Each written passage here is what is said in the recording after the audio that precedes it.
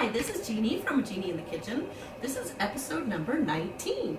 It's been a while. Hope you all had a happy Thanksgiving. Happy holidays to you. Today I'm going to make something, some green beans with some caramelized shallots. Real easy, simple, easy peasy. I was going to serve it for Thanksgiving. It's coming out of one of my mini Thanksgiving cookbooks. But we had so much food for Thanksgiving, nobody really missed it. So I'm going to make them today. So what I've already done some of the green beans and snapped off the ends.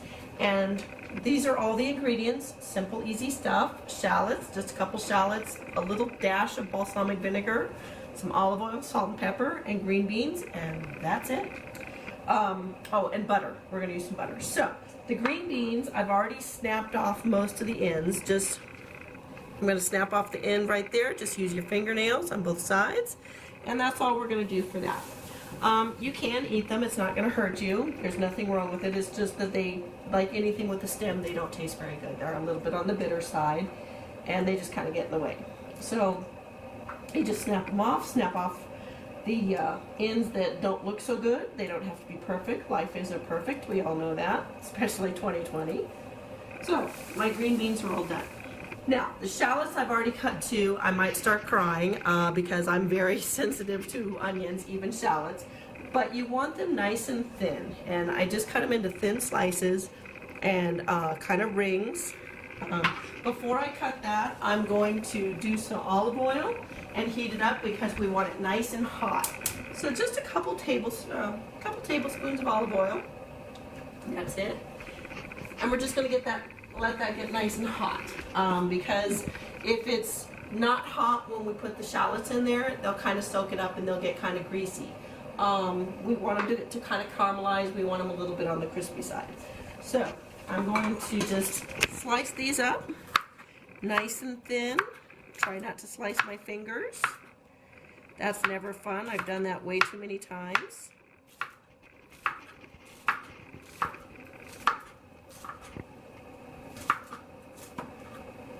Nice and thin, and we're just going to get those into the hot oil.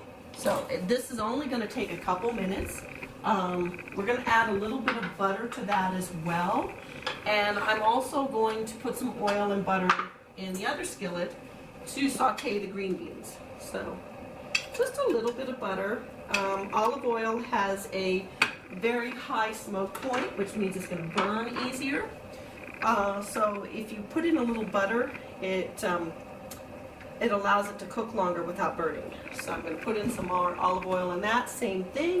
We're going to get that nice and hot and put in some more butter. As you can see, my oil and butter, it's nice and hot. It's beginning to sizzle, and I just dump in my shallots. This isn't going to take very long at all, and I'm just going to add a dash of vinegar, just so it caramelizes a little bit for the sugar, probably less than a teaspoon.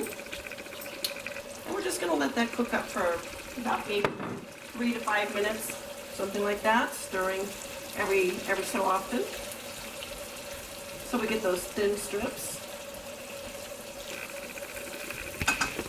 And while that's cooking up, I'm going to add my green beans and just start sauteing those up.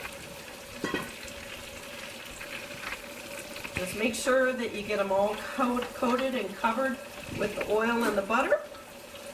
And I'm going to add some salt and pepper and let those cook. Those are going to take roughly about 6 or 7 minutes.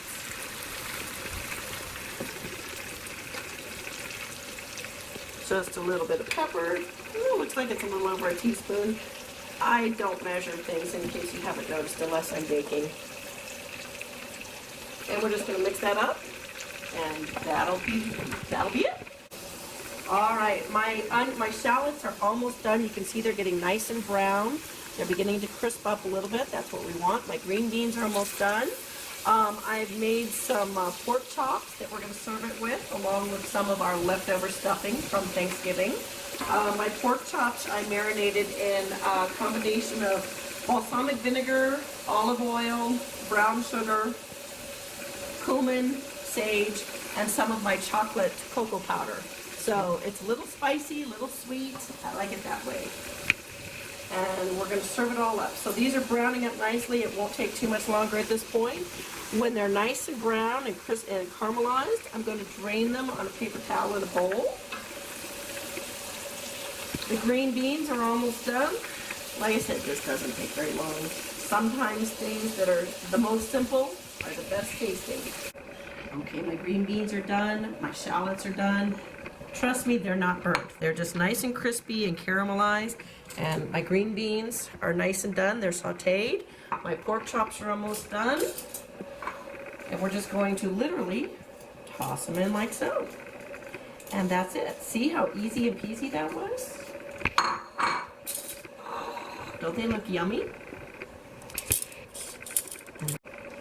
Okay, dinner is served. So my green beans and my caramelized shallots are all prepared.